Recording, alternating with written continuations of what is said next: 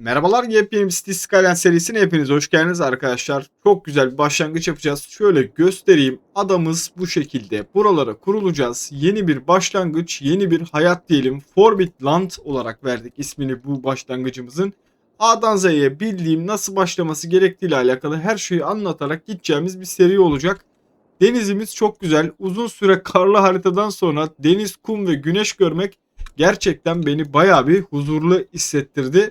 Yolumuz fena değil. Gayet girişimiz güzel. Şurada eski bir kalemiz mevcut. Bu da bence gayet tatlı duruyor görsel olarak. Arkadaşlar biz vakit kaybetmeden başlayalım. Kafamda ben ufak çaplı bir şeyler planladım tabii ki başlamadan önce. Diyorum ki ben sanayi kısmımızı bu tarafa doğru atalım. Yani sağ tarafa doğru sanayimizi uzatalım. Sol kısma doğru da şehirleşme, kentleşmemizi büyütelim.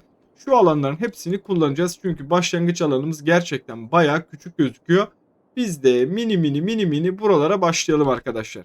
Şimdi öncelikli olarak ilk bir tane yol yapmanızı istiyor. Eğer yol yapmazsanız arkadaşlar diğer hiçbir seçeneği açamazsınız. Şöyle küçücük bir yol tıkladığınız anda zaten diğer bütün gördüğünüz gibi görsellerimizin hepsi çıkmış olacak. Bu arada şeyi de söyleyeyim, afetleri böyle bayağı bir kıstım. Yani afet gelirse başımıza büyük ihtimalle çok küçük bazı bölümlerde yaşayacağız gibime geliyor. O sebepten dolayı biraz kafamız rahat diyelim şimdilik yani en azından. Ben şehri dediğim gibi bu tarafa doğru büyütmeyi planlıyorum. O yüzden dolayı şöyle küçücük bir operasyon yapmaya çalışacağım.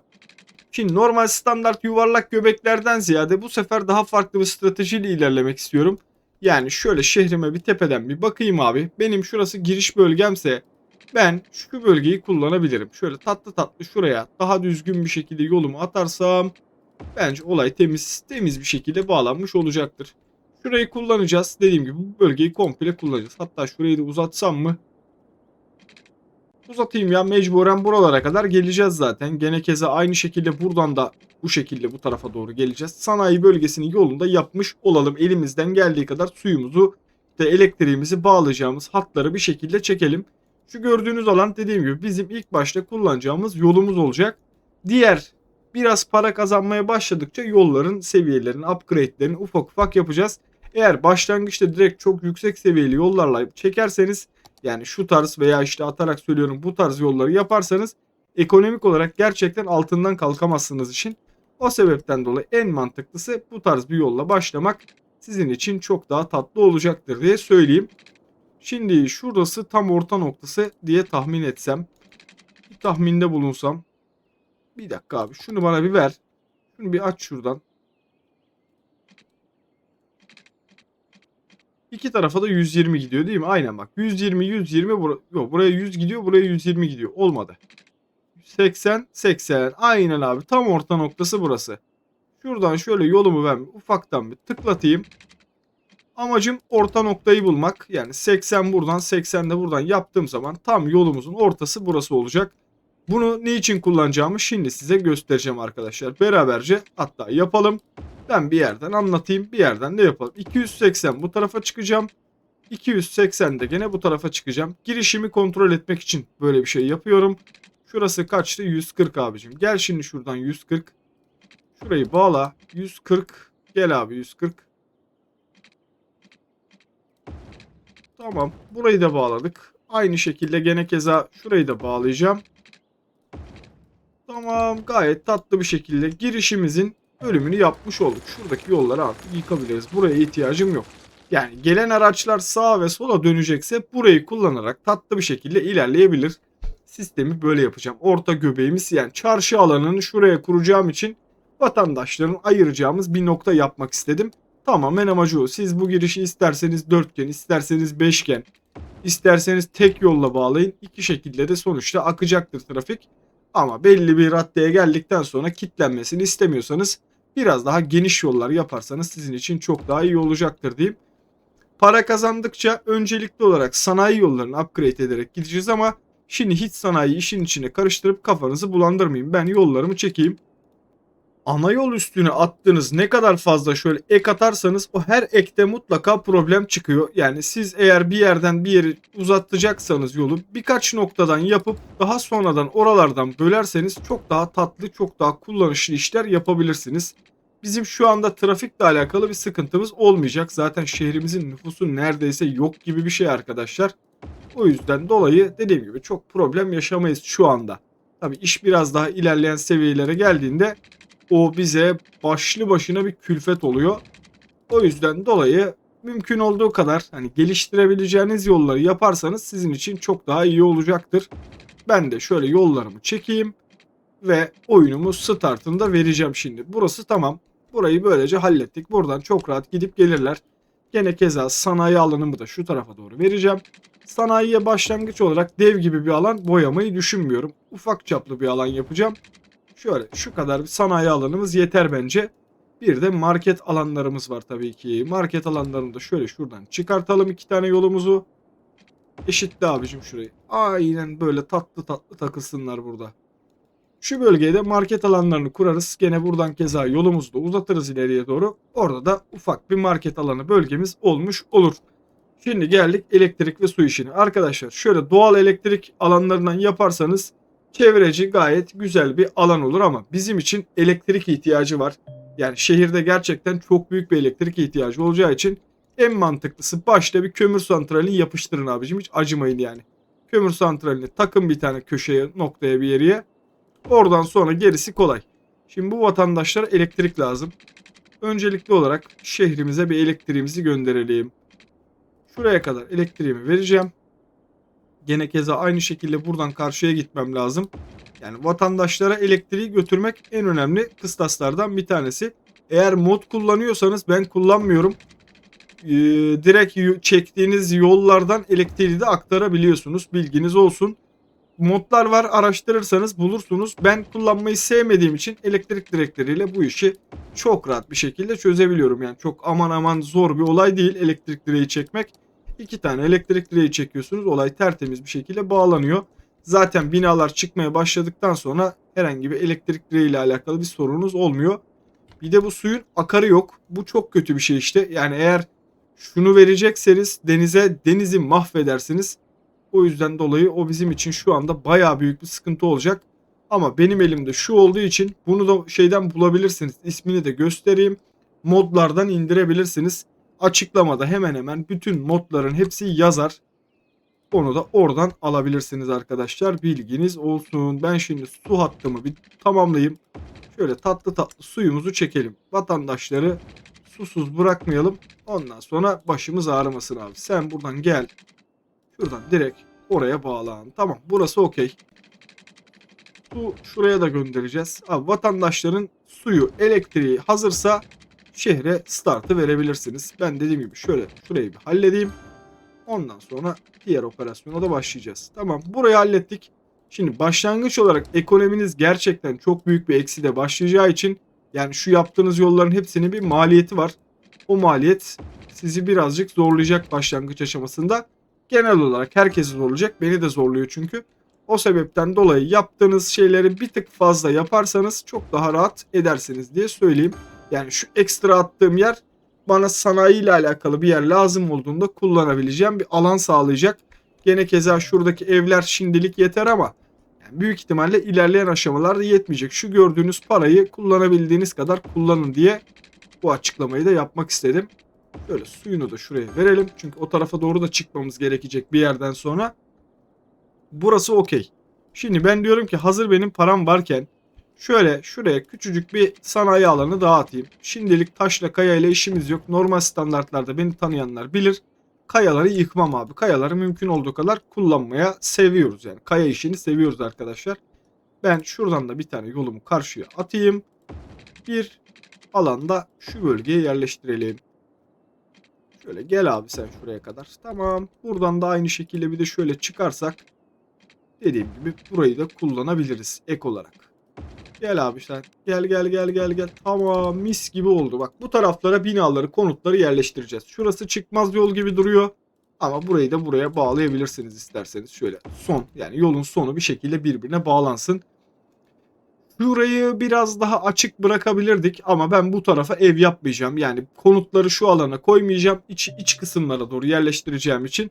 Kaldı 490 euromuz veya dolarımız, ne diyorsanız artık. Herhangi bir TL de olabilir. Yani bir para birimimiz o kadar kaldı. ben siftahı yapıp vatandaşlar için şehrimizin artık girişini yapmış olalım. Gördüğünüz gibi para direkt ekside başladı. Yani şu anda yaptığınız her yolun bir bakım maliyeti var. Onu da şuradan göstereyim. Bütçeyle alakalı yolu kısabilirsiniz, elektriği kısabilirsiniz, herhangi bir şekilde su oranını da kısabilirsiniz. Ama ben onlarla uğraşmayı çok fazla sevmiyorum. Zaten hızlı bir şekilde ekonomiyi artıya geçiriyoruz. Batmıyoruz yani genel olarak. Tabii çok spesifik karlı haritanın birkaç bölümünü izlerseniz bir önceki serinin orada bayağı bir başımız ağrımıştı bu olaylardan dolayı. Şehrimizin yeni sakinleri yavaş yavaş gelmeye başladı. Hemen binalarımızı bak tatlı tatlı mis gibi 10 numara 5 yıldız. Abi adam villa bunlar ya. Bunlar normal standart ev değil. Bak vatandaşlar yerleşmeye başladı. Ekonomimiz bir süre sonra artıya vergi ala ala geçecektir. Onun için sadece biraz dişimizi sıkmak gerekli sadece. Başka bir sıkıntımız yok. Şu alanları boş bıraktım ortaları. Oraları ufak tefek yaya yollarıyla destekleriz yani. Şurada oturan bir adam buraya gitmek için bütün yolu dolaşmak zorunda kalmasın. Aradan birkaç tane yaya yolu atarız ama onlar için birazcık şeye ihtiyacımız var. Zamana ihtiyacımız var. Şurada gördüğünüz barlar tamamen yeşil olan bar ev ihtiyacını anlatır. Mavi olan bar ticari alanlar, marketler, bakkallar vesaireler şehrimizin ilk sakinleri de tatlı tatlı gelmeye başladı. Oo motorla mı geliyorsun sen?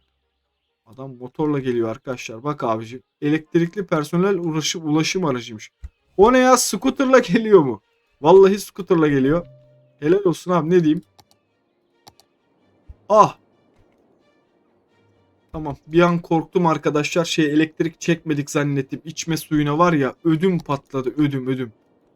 Bir an dedim ki aha dedim elektriği çekmedik patlayacağız şimdi ama çekmişiz. Yani böyle bazen ufak tefek hatalar yapılabiliyor. Buraya elektrik aktarmam için benim şuradan gelmem lazım. Aynen market alanlarını buradan başlatırsam %99.9 elektriğini de alacaktır diye tahmin ediyorum. Sonra gelelim şuradaki elektrik ve fabrika işlerine. Şuraya fabrika alanlarında artık yani vatandaşlar diyor ki kardeşim ben senin şehrine geleceğim ama bana bir iş imkanı sunman lazım. Benim alışveriş yapmam lazım. Bu ihtiyaçlarımı karşılamam için bana bazı özellikler vermen gerekiyor diyor. Siz de bunları bir şekilde karşılamalısınız. Eğer karşılamazsanız adam senin şehrine niye yerleşsin abicim? Market yok, bakkal yok, iş yok. Yani sadece ev vermeniz adamlara yetmiyor maalesef. O yüzden dolayı ufak çaplı şöyle mini market alanları, işte mini ne bileyim evler ve adamlara çalışacak iş imkanları sunmanız gerekiyor. İflas etmek üzeresin diyor. Kurtarma reddediyoruz abicim. Herhangi bir şekilde iflasla parayla işimiz yok. Biz burayı her türlü toparlarız. Şurada bir elektrik problemim var. Elektriği niye alamadı acaba onu anlamadım. Gerekirse şuraya şöyle ufacık bir şey yaparım. Oradan elektriği veririm ama sorun değil. Hallederiz şimdi onu. Ekonomi kurtulacaktır. Çok ufak bir zaman kaldı. Gördüğünüz üzere artıya çıkacağız yani. 1-2 saniye sonra artıya geçmiş oluruz. Ben biraz daha konut ihtiyacımı karşılayayım. Önemli olan panik yapmamak. Yani dediğim gibi panik yapmazsanız sistem bir şekilde yürür. Burada elektrik problemi var diyor ama elektrikle alakalı herhangi bir uyarı vermedi bana şimdilik. Neyse çözeceğiz. Oyunu birazcık hızlandırdım. Dedim ki biraz vakit geçsin. Çok fazla aynı tekrara düşmeyelim derken 380 nüfusa ulaşıp mecra olduk ve bu da bizim paramızı bir tık artıya geçirmiş oldu. Yani sizin görmediğiniz hiçbir şey yapmadım. Sadece şuraya biraz daha konut alanı atmıştım. Mecrayı da ilan edildiğimize göre artık ekonomimiz zaten toplanmış duruma geldi. Arkadaşlar mecra olduktan sonra yapacağınız ilk şey çöp tesisi kurmak olsun. Diğer yani sağlık ocağıdır, okuldur mutlak bir ihtiyaç. Ama emin olun şehirde ilk sıkıntı çıkacak. Hatta kurmayalım isterseniz birazcık deneysel olarak gidelim. İlk çöp sıkıntısı baş gösterecektir. Ki şu anki yollarımız da çok dengeli olmadığı için çöp ihtiyacı gerçekten bayağı bir problem yaratacak bize. Buraya kadar gelmişken bir beğenileri de alırım arkadaşlar. Beğenileriniz gerçekten serilerin devamlılığı için çok önemli. Ben geleyim ufaktan bir çöp tesisimi şuraya bir yere sıkıştıramıyorum. Şu tarafa sıkıştırayım elektrik direklerini kopartmadan. Bir çöp tesisi atalım. Bekleyecektim ama arkadaşlar yollar gerçekten toprak yol olduğu için araçların ulaşımını bayağı bir engelliyor. O yüzden dolayı biz hiç riske girmeyelim. Çöp tesislerimizi ufaktan yerleştirelim ki vatandaşlar isyan etmeye başlamadan ufaktan onların en azından derdini bak çöp hemen başladı burada. Çöp sorunumuz başlamış bile hatta. O yüzden o işi çözmüş olalım. İnanılmaz bir fabrika ihtiyacı var. Yani şu anda vatandaşımız var. Bak çöp tesisi burada da sıkıntı çıkmaya başladı. Dediğim gibi önemli olan ilk başta çöp tesisini kurmak. Daha sonra okuldur, sağlık ocağıdır vesairedir, polistir, bunların hepsini kurarsınız. Ben şimdi diyorum ki bu kadar madem buraya kadar yaptık, buraya kadar gelmişken şu sanayiye giden yolun en azından belli bir bölümünü ufaktan upgrade edelim. Yani artık vatandaşlar buraya kadar gelmişken yok şurası şey olacak. Çok pardon, adamları şehre sokamayacağız. Tamam, şimdi oldu. Şehrin girişini kapattık yanlışlıkla. Tamam, şöyle şurası çift gelecek. Buradan teke gidecek. Bu şekilde gayet tatlı bir şekilde yolumuzu bağladık. Sonra ben diyorum ki şöyle bir şey yapalım. Şuradan gelen yol sadece bu tarafa gitsin. Buradan giden adamlar başka hiçbir tarafa gelemesin. Aynı şekilde buradan gelen vatandaşları da bu taraftan döndürelim. Yani trafiği dengelemek babında yaptığım bir olay bu. Şu anda bak burada elektrik problemi baş gösterdi. Paramız var. O yüzden dolayı çok bir sıkıntı yaşamayız. Bir dakikanızı rica edeyim. Şöyle şuraya kadar çekersem elektrik direğini, elektriği bağlamış oluruz. Bak sorun çözüldü abiciğim. Gene aynı şekilde şuradan orayı çift kullansınlar. Orası sorun değil. Ama benim için şurası önemli. Yani buradan giren adam mutlaka sağa dönüp bu tarafa gitsin. Buradan gelen adam da bu tarafa gitsin. Şurayı da gene aynı şekilde isterseniz tek yöne çevirip böyle bir dönemeç yapabilirsiniz. Yani bir nevi şey gibi düşünün. Yuvarlak çember yaptığınızı düşünün. Onun dikdörtgen versiyonu oldu burası biraz da. Marketçiler için belki birazcık zor olabilir. Çünkü buradan gelen adamların da böyle dönüp gelmesi gerekecek. Onu ben ilerleyen aşamalarda ufak ufak toparlayacağım. Bu zaten şehre giriş olduğu için başlangıçta bizi çok fazla üzmez. Ben de şuradan ufak ufak artık sanayiye giden yolu özellikle upgrade edeyim. Hem buraya gelen ham maddedir vesairedir, işçi problemidir, bu tarz şeyleri ortadan kaldırmış olalım. Çöp kamyonların önü benim için çok önemli. Aynı zamanda da işte yakıt tesislerime giden araçların hızlıca ulaşması gerekiyor. Yani buraya bir petrol gelmez, yakıt tankeri gelmezse bütün şehrimde elektrik kesintileri baş gösterebilir. Onu da kesinlikle istemeyiz yani hiçbir şekilde. Şimdi ufaktan paramız var. Birazcık konut ihtiyacımız var. Gördüğünüz gibi sol altta yeşil var. Bayağı bir büyümüş durumda. O yüzden bina ihtiyaçlarını da şöyle vatandaşların karşılayalım abi. İçerilere doğru büyüsünler. Orada bizi hiç kimse üzmez abicim. Rahatsızlık vermeden kimseye binalarınızı yapın. Komşuluk önemli. Yani şöyle güzel tatlı bir memlekette ben yaşarım abi. Yolu ne kadar toprakta olsa emin olun ki bu kadar yatırım gelecektir. Ve bir üst seviyeye de çıktık, köy olduk. Çok hızlı ilerliyoruz. Ben de anlamadım nasıl bu kadar hızlı gittiğimizi. Köy olduk. Şu anda artık bayağı bir imkanımız açıldı. Polis, itfaiye gibi ek kaynaklarımız da açıldı. Şimdi size burada ekstra bir dipnot daha ekleyeyim. Arkadaşlar, önceliğiniz gene tekrardan polis merkezi olsun. Şöyle söyleyeyim, herhangi bir hırsızlık yaşandığı anda mantar gibi tık tık tık tık tık bütün binalarda polis yani emniyetsizlik, güvensizlik işareti yanıyor. Onu istemiyorsanız öncelikli olarak kurmanız gereken emniyet karakolu binasıdır. İtfaiye yanar, yani örnek veriyorum şurada 3 tane bina yanar, bir şekilde söner. Sönüyor da keza. Okul mutlak ihtiyaç, tabii ki hepimiz biliyoruz ama dediğim gibi polis bunların içindeki en önemlilerinden bir tanesi. Haberiniz olsun. Şurada gördüğünüz işaretlerde yeterli işçi yok diyor. Yani ben şu anda nüfusumu toparlayamadığım için, vatandaşlara yeni ev alanları veremediğim için birazcık işçi problemi yaşıyoruz. Oraya doğru işçilerimizi de götüreceğiz. Merak etmeyin. Yani adamlar buradan o tarafa gitmekte gerçekten birazcık zorlanıyorlar. Biz de ne yapalım? Buranın yolunu da artık upgrade edelim. Upgrade'in ne farkı var diye sorarsanız şöyle göstereyim. Yolun üstüne geldiğiniz zaman da hemen sağ köşesinde hız diye bir ikon yanar. 40'tır ikonu mesela o yolun. Bizim şu anki toprak yolumuzun hızı 30 arkadaşlar. Çok daha yavaş ilerliyor arabalar. Gözlemsel olarak da şöylece bakabilirsiniz. Yani şuradan gelen araçtan daha iyi anlaşılır ama buradan da araba gelmiyor.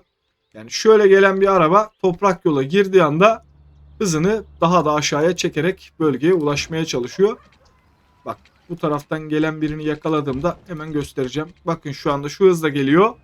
Bir anda hızlanıp kapatıyor asfalt yola gidince. Dediğim gibi biz vatandaşlarımızı biraz daha hizmeti sunarak şöyle asfalt yola geçirelim. Yani adamlar mutlu olsun abi. Adamların evinin önünde asfalt yol geçsin. Bir de şimdi dışarıdan bir şehre gelmişsiniz. İlk defa şehri görüyorsunuz.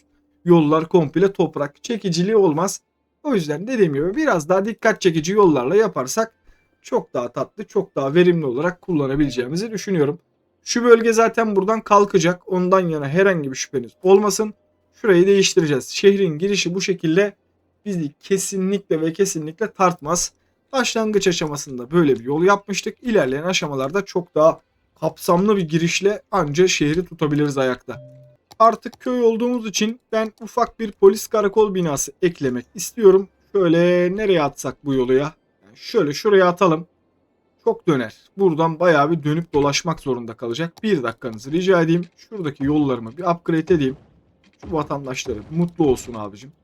Aynı şekilde gene şuradaki vatandaşlarımı da bir mutlu edeyim. Önlerinden bir asfalt yol geçirelim. Tamam, bir kısmı en azından asfalt olsun. Ben şu noktaya bir tane polis karakolu koymak istiyorum. Yani şehirde polis olması bile çok büyük bir etken arkadaşlar. Şöyle anlatayım. Şimdi şu anda gördüğünüz yeşil yol, yeşile dönen yollara polis ulaşabiliyor anlamına geliyor. Ama şöyle bir sıkıntı var. Mesela şurada bir hırsızlık olayı oldu. Polis geç de olsa gelip oraya müdahale ediyor. Merak etmeyin. En sağlıklısı yolları tamamen yeşile çevirmek ama eğer yapamıyorsanız, ekonominiz şu anda benimki gibi yeterli değilse, mantıklı olan şehrin ulaşabileceği bir noktasına bir tane polis karakolu yapmak.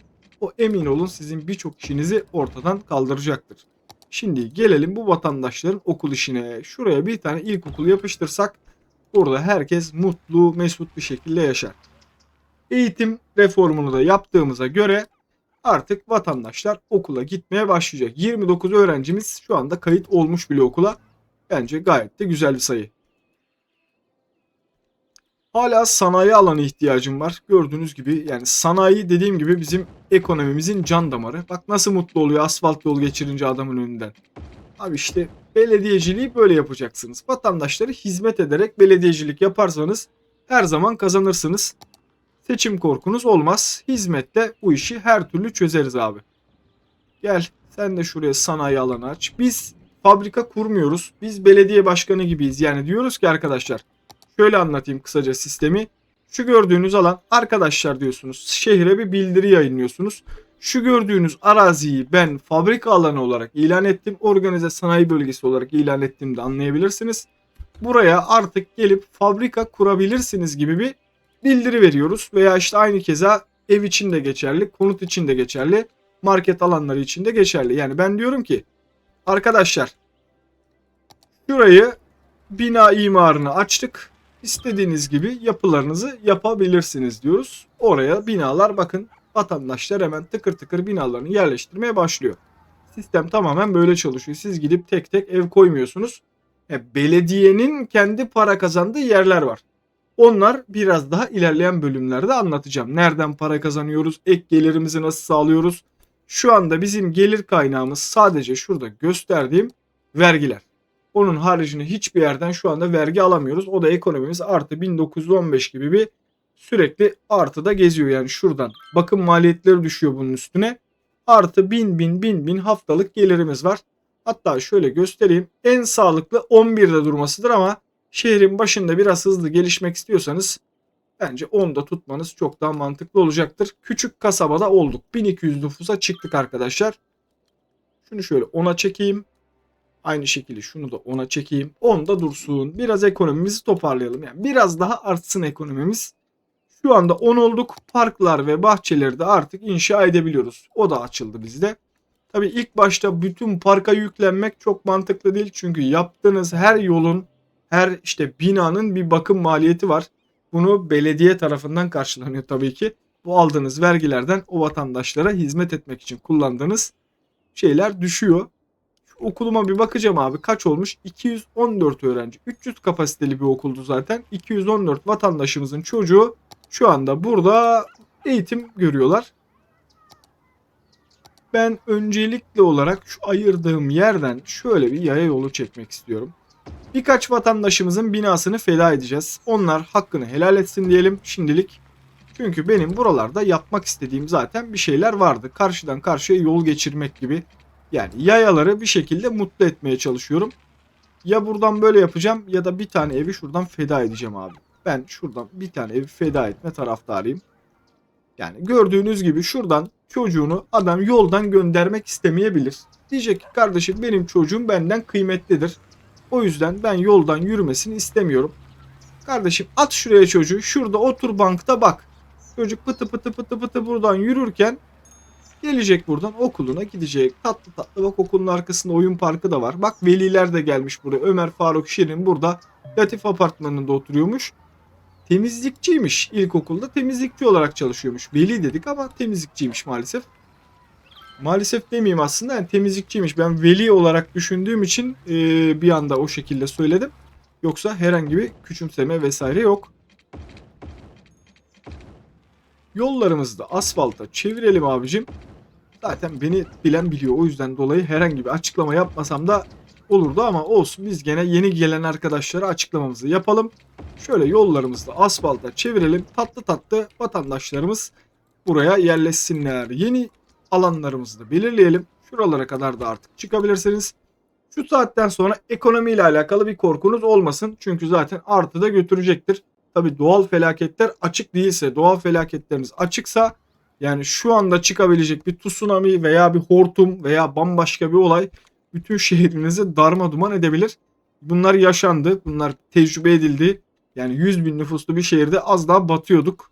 Başımıza böyle şeyler gelebilir. O yüzden dolayı temkinli olmakta her zaman fayda var.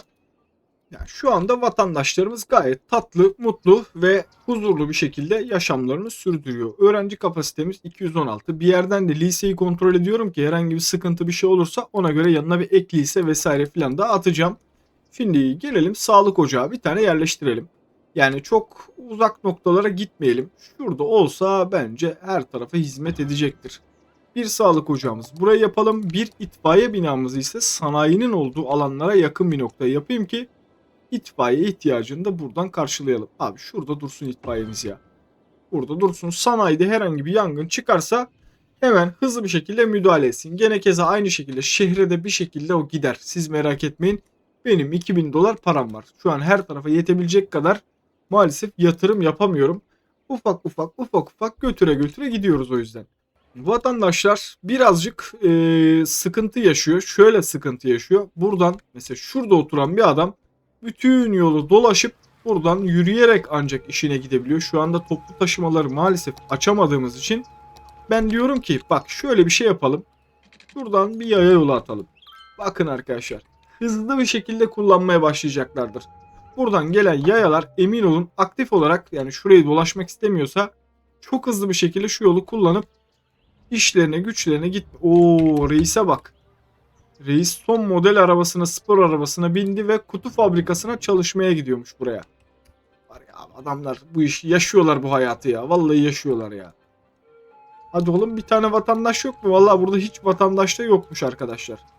Geliyor bir tane abla geliyor. Bak sarı elbiseli, sarı çantalı bir abla geliyor. Esra Şen kafeye gidiyormuş. Ben de dedim işe gidiyor herhalde de kafeye gidiyormuş. Neyse gitsin bakalım. Yani demek istediğim bu. Vatandaşlara hizmet etmek için mümkün olduğu kadar kestirme yollar. Tabii şehrinizin görselini bozmadan giderseniz çok daha düzgün olacaktır. Bakın vatandaşlar aktif olarak kullanmaya başladı. Bunu daha farklı sisteme de çevirebilirsiniz. Yolun yanından yaya yollarıyla farklı bağlantılar kurabilirsiniz. Dediğim gibi tamamen hayal gücünüze kalmış bir oyun. Gene sormak istediğiniz, aklınıza gelen, takılan, yapamadığınız ne varsa sorabilirsiniz. Hepsini tek tek bölümü özel zaten ben cevaplıyorum. Bu bölümü özelde, giriş bölümünü özelde ekstra olarak cevaplamaya çalışırım. Kullandığım DLC ve modların hepsini açıklamaya yazacağım. Birkaç tane eksik kalabilir. Gözden kaçırdığım veya çok aktif kullanmadığım modları belki yazmamış olabilirim. Onun haricinde hepsini yazacağım. Elimde hemen hemen bütün DLC'ler var. Yani endüstri olsun, işte ne bileyim Mass Transit olsun hemen hemen çoğu mevcut. Siz DLC'siz oynuyorsanız da yani şu ana kadar kurduğumuz her şeyi aynı standartta yapabilirsiniz. Oradan sonraki işlerde olay değişiyor. Yani ulaşımda bazı araçlar elinizde olmayabilir veya sanayi bölgesinde benim sağda uyarı verdi az önce balıkçı uyarısı mesela bunları göremeyebilirsiniz. Şu bölge sizde kapalı olabilir veya çöp tesislerinde işleme tesislerinin bazıları elinizde olmayabilir gibi ekstra DLC'leri sahip değilseniz onlar açılmaz. Normal standart oynanışta aynı şekilde bu şekilde başlayabilirsiniz diyeyim. Yeni bir alan alabiliyoruz. Almak mantıklı ama para vermek şu anda mantıklı değil. Yani param yok zaten. Benim burayı almak için gördüğünüz gibi 3800 gibi bir para isteyecek benden. Şu anda o işe hiç bulaşmayacağım. Ama arkaya doğru gideceğim arkadaşlar. Şehri bir tık arkaya doğru büyütüp ilerleyen aşamalarda da bu tarafa doğru çıkacağız. Yani bu tarafa doğru gitmeyi planlıyorum. Niyetimde o var. Sahil kesiminden mümkün olduğu kadar uzak duracağım. Çünkü sahil turizmi yapacağım. Yani ilerleyen aşamalarla için konuşuyorum ben bunu. Belki 10 bölüm sonra yapacağız oralara sahil turizmi, kafeleri, mafeleri. Anca ekonomimiz kendine gelmiş olur bence o zamanlara kadar. Evet, şimdilik bence gayet tatlı oldu. Şu son yollarımızda upgrade'lerini yapalım. Vatandaşlar bence mutludur diye ümit ediyorum.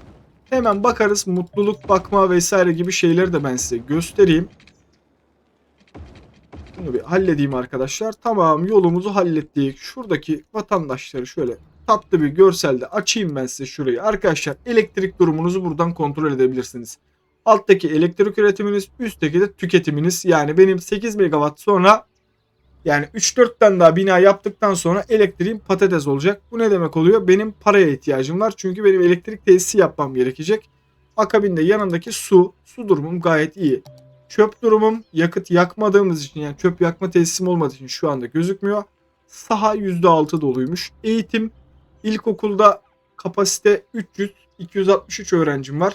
Şehirdeki öğrenci sayısını da görebiliyorduk ama nereden görüyorduk bilmiyorum.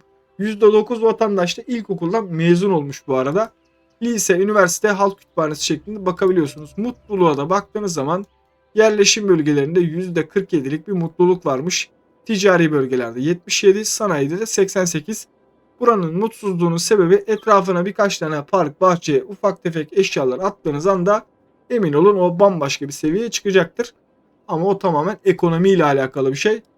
Sağlık dediğiniz zaman şu an sağlıkla alakalı zaten bir tane tesisim var. Onun haricinde arsa değeri, konut seviyesi şu anda hepsi bir.